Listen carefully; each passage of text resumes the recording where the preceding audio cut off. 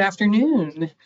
Again, my name is Tanis McDonnell. I am a master's student at Virginia Tech, and I was one of the grants in herpetology recipients this past year. So I'd like to thank you all for funding my work, and I'm so excited to share these results here today. So this is the impact of cattle grazing variation on bog turtle movement in Southwestern Virginia. Now, regardless of study species, habitat management is a primary focus for conservationists, right? We want to protect the wildlife, so we have to protect the area in which they inhabit. And a lot of times when we're talking about habitat management, we're doing that to mitigate habitat loss. And when we think about habitat loss, I feel like most of the time we think about commercial development, right? Putting in Walmarts or suburbs or whatever. But oftentimes successful habitat management means balancing competing interests for the area of focus. So while sometimes that is traditional land development, it can be other forms of land use as well, like land use for recreation or land use for agriculture, or even trying to manage the habitat for different species of concern. So that means land managers are often trying to balance those commercial interests with those conservation efforts. And for bog turtles, habitat management is something we talk about a lot. Bog turtles are North America's smallest turtle. They only get to be about 4 inches maximum. They are federally threatened and state endangered here in Virginia. And part of the reason for that listing status is because of their habitat requirements. Bog turtles are found in small open canopy wetland meadows, primarily on privately owned land. And this is increasingly rare habitat. We spend a lot of time trying to find new habitat and then manage active habitat that we already know of, like JD mentioned earlier, trying to find turtles with bucket traps. So, like I mentioned, as most habitat is privately owned, collaborating with those landowners is absolutely essential. And while we may aim to manage for bog turtles, these landowners often have other priorities for their land. And sometimes that can conflict with what we want to do for the bog turtle specifically. So sometimes landowners may want to ditch these wetland meadows, which they're not technically supposed to do, but ditching these wetlands can help lower the water table, which makes the surrounding area better for agriculture. Sometimes landowners may want to mow these wetlands, sometimes for aesthetic purposes, and also sometimes for agriculture. And then the big priority that landowners often have is cattle grazing. Cattle grazing is a frequent land use activity within bog turtle wetlands. Almost all habitat that we know of is either actively grazed or has historically been grazed. And this makes our jobs as managers a little tricky because grazing has several contradictory impacts within these systems. And this figure begins to scrape the surface of how grazing in bog turtle habitat can have pros and cons. So there are several impacts of having cattle present that are beneficial for the turtles. But one particularly negative impact is this one right here, and that's nest destruction and direct mortality. So large cow, small turtle doesn't work out very well sometimes. So because we know that grazing can be beneficial, but can also be really detrimental, there's been a lot of work into if grazing is an appropriate land use within these wetlands. So previous work has looked at how turtle populations are different. Grazing sites have larger turtle populations compared to ungrazed sites. And grazing also increased native vegetation and decreased invasive vegetation. And then other research saw that turtles used both grazed and ungrazed habitat depending on their seasonal needs when the turtles had access to both types of grazing regimes. And then more recent work has specifically recommended research into the effects of stocking density, frequency, and duration on bog turtles. So basically, how many cows, how often should we be grazing, and how long should we be grazing in these wetlands? So that question drives my work, basically. So my work is trying to, again, get into that nitty-gritty of how many cows for how often. But basically, I'm looking to see if grazing is overall beneficial for bog turtles, and if it is, what specific grazing practices are beneficial. So if I'm going back to that collaboration with landowners, I want to be able to tell my landowner, you can graze X amount of cows for X amount of time, and that will be good for the wetland and good for the bog turtles.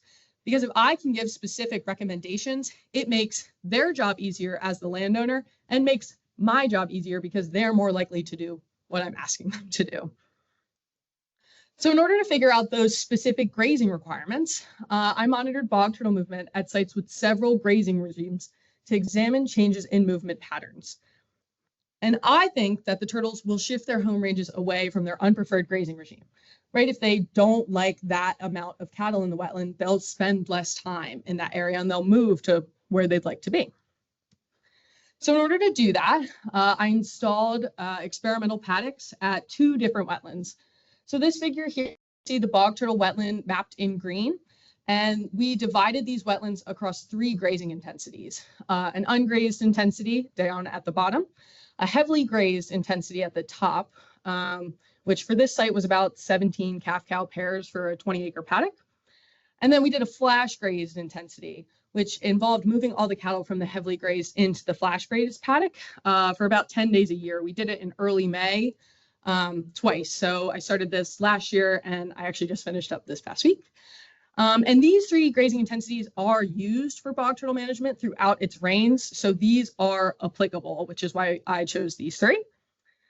So while we had those grazing intensities going on, I tracked turtles through radio telemetry. We tracked adult turtles because they're so small that only the adults can have the radio transmitters on them. And I tracked them for 2 years. We started last March and, like I said, just wrapped up last week.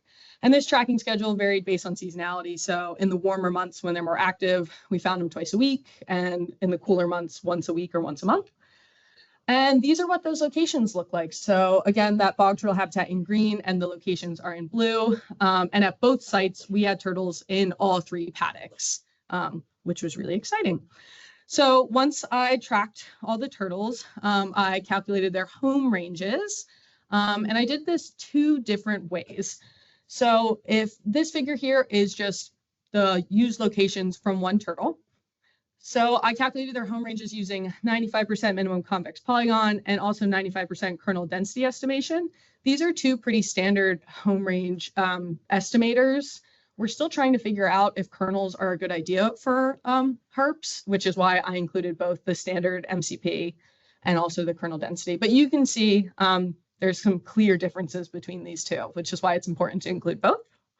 So once I had the home ranges for each turtle, I wanted to see how home range overlap with each grazing intensity shifted from 2024 to 2025. So if this was the home range of one of the turtles in 2024, we can see that it's just in the ungrazed and the flash grazed. But then we look at the 2025 home range, we did see shift into that heavily grazed paddock. So for each of my turtles, I quantified this change through a percent overlap. So for the first one, it would be 50% ungrazed, 50% flash graze, and then the other one, some sort of percentage that I'm not going to try to estimate right now. But for my results, I tracked 26 adult turtles throughout the entire study, and that's across both of the sites. We had 16 female and 10 male, which I was really excited about. It's a pretty balanced study, but that's one of the turtles there with its radio transmitter on it. And then here's the locations for of the sites. We did have the turtles use all 3 paddocks at both sites. And these are the average home range sizes. So right between 0.2 and 0.3 hectares for both years. And this aligns with previously reported home ranges. So in studies that didn't manipulate grazing intensity, they had the same amount of home range. And then I also didn't see a difference between the 2 sites or between males and females, which also aligns with previously reported studies. I also didn't see a difference between MCP and kernel density, which is a little odd. And I'm happy to talk about that during the break. I know why that happened, but it gets into math that I don't have time to talk about right now. But here's an example of what the 2-year study home range looked like for one turtle. And we can see that that main wetland channel outlined in red was used both years, which spanned across all 3 grazing intensities. But then they did access a new part of that heavily grazed paddock in 2025, which, like I mentioned earlier, I thought the turtles would shift away from any grazing intensity that they didn't prefer. And like this example and the example I showed previously, 2 turtles did expand into the heavily grazed. So we did see turtles shift their home range a bit from 2024 to 2025. However, I did not see a significant difference in home range overlap shift from 2024 to 2025. So the paddock overlap percentages for 2024 are up there in brown, and the overlap percentages are up there in blue for 2025. And you can see there was no significant difference. The overlap stayed the same between the 2 years. I would like to highlight that across both sites, the one site, the turtles spent most of their time in their flash grazed paddock compared to the other site, which was mostly in the ungrazed. I don't think this comes down to preference. I think this just comes down to how we installed paddocks. I think the turtles were just hanging out there already, and we didn't really bother them that much. So again, I thought that the turtles will shift their home ranges away from their unpreferred grazing regime, and that did not happen. They did not shift their home ranges from 2024 to 2025. Like I mentioned, there was some real specific need for this research, so still some great management implications from these conclusions that I can draw. So the first clear one is that there was no clear preference for grazing regime within the 2-year study. So that can mean a couple of things. That can mean that changes in grazing intensity has limited impact short term. So if I'm talking to my landowner and they want to graze 1 year and then not graze the next year, probably doesn't bother the bog turtles, which is pretty good. This could also mean that a longer study duration is needed. 2 years is kind of short for bog turtles. They're pretty long lived. So we just, like I said, 2 years just might not be enough for them. But the other great management implication is that we didn't have any mortalities as a direct result of that flash graze. That is a concern with flash grazing in bog turtle habitat. Like I said, they're really threatened by direct trampling and trampling of their nests. So we didn't have any transmitter turtles trampled during the study, and also surveyed after the flash graze, and we didn't find any other turtles get stepped on. So super happy about that.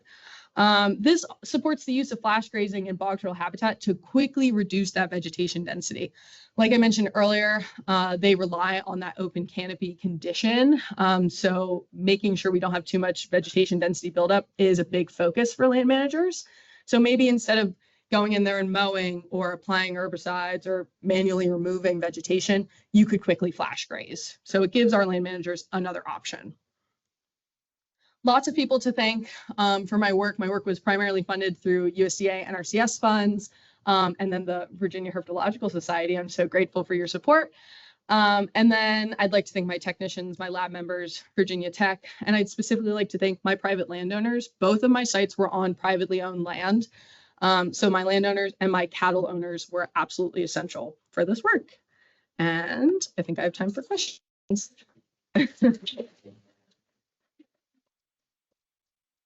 With JD first. Yeah.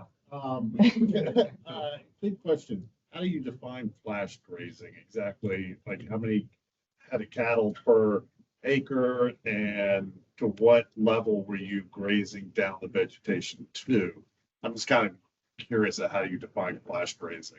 Yeah, absolutely. For the people online, the question was a more definite definition of what a flash graze was. So up here on the slide, it's between 14 and 15 animal units per acre. We defined it as 10 days a year. Basically, we defined the heavily grazed first, and then the flash graze math was kind of worked backwards. It's basically whatever the cattle owners had each year. And then the 10 days a year, I don't think either of the two sites hit 10 days either last year or this year, because I told the cattle owners if the cattle get like uncomfortable and they run out of food, pull them. So I think most of the time they were in there for 4 to 5 days. But the 4 to 5 animal units per acre does align with flash grazing. I think we got it from like the North Dakota grazing management recommendations or something like that. So that comes from ag research, not really. Is there a particular time of year you graze the flash grazing on? Yeah, so that's a big question. The question was particular time of year for flash grazing. We flash graze early May to avoid nesting. There is future research, hopefully, about which time of year is best for flash grazing, because it's arguable that you might just want to do it later in the year when the turtles are overwintering and less likely to get stepped on. But then you also have less vegetation because it's colder. But yes, we flash graze early May to avoid nesting season. Yes.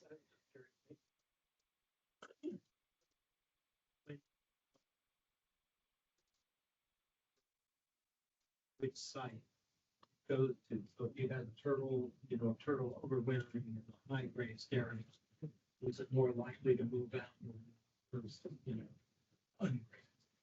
Yeah, so the question was about overwintering, and grazing intensities, if there was a preference there. I actually haven't looked at that yet because I just popped off transmitters like this Thursday. So I looked at it last year, and they, because also last year was the only year we had them over winter. So I have the data now for this past week, so I can compare last year and this year, but I don't know where they overwintered before that. So I can only look from this last year to this year, and I haven't gotten around to that. But they did overwinter through all 3 paddocks at both sites last year. So I hope that answers that. Sorry. Yes. Do you think there is value in future research where you look at how this interacts with like the rotational grazing regime, since that's pushed so heavily by NRCS in areas? Yeah. So the question was about the application of rotational grazing. And not just NRCS.